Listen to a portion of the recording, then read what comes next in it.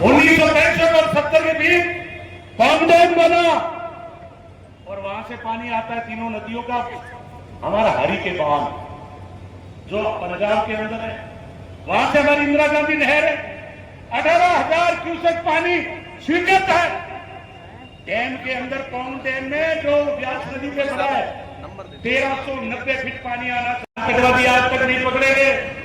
लेकिन नरेंद्र मोदी ने कहा सिद्धू का पानी जो पाकिस्तान जा रहा है वो सारा पानी राजस्थान के किसानों को देने का काम करूंगा।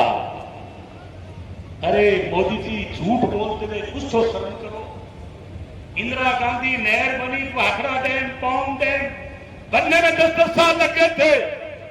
आपके पास कौन सा जादू है कि आप 5 दिन में पानी पाकिस्तान जाने वाले को मोड़ करके राजस्थान को दे दोगे? क्या आप कलेक्टर को ये फैसले करो अभी पकड़ा गया है क्योंकि मोदी है तो मुमकिन है। गुजरात में नेता कौन है? नरेंद्र मोदी। ये जो भारतीय सरकार है जिस तरह से नकली कोर्ट गुजरात में चल रहा था वर्षों से, अब पकड़ा गया है।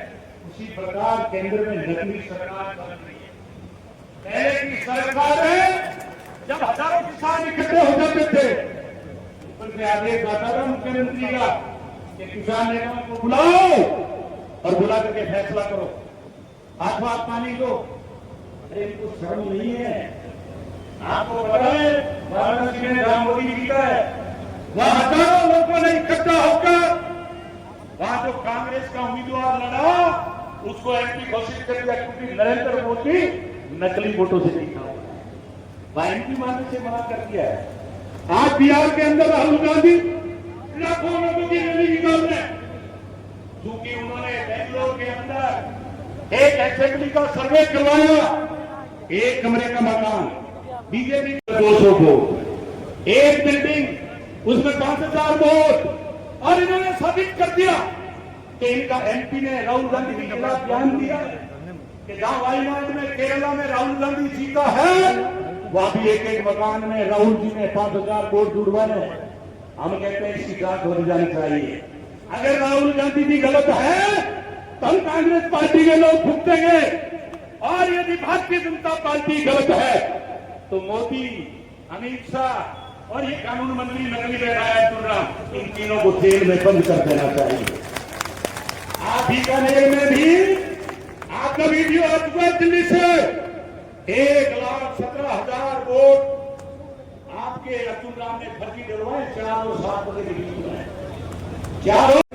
जब तक बैलेट पेपर से चुनाव नहीं होगा ये नकली लोग नकली हिंदू बन करके हमें जाति और धर्म के लोगों को लड़ाने का काम कर रहे हैं। हिंदू मुगल के राज में खतरे में नहीं था, हिंदू कांग्रेस के राज में खतरे में नहीं था, लेकिन आज गांव-गांव में फैला दिया हिंदू धर्म खतरे में है।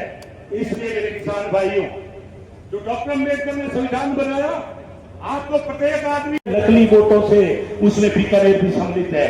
ये मैं नहीं बोल रहा हूं, सीता जो इनकी रमन है वित्त मंत्री उसके हस्बैंड का कल वीडियो आया है। वो कह रहा है कि केंद्र सरकार नकली है।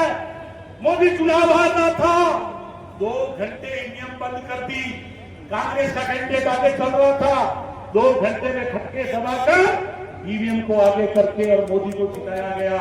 इसलिए मैं किसान भाइयों से अपील कर रहा हूं कि राहुल गांधी, अशोक गहलोत जी के लोग, सोनिया गांधी, मल्लिकार्जुन खड़गे जी, गोविंद सिंह जी डोटासरा, ये सब प्रजातंत्र की बचाने की लड़ाई लड़ रहे हैं।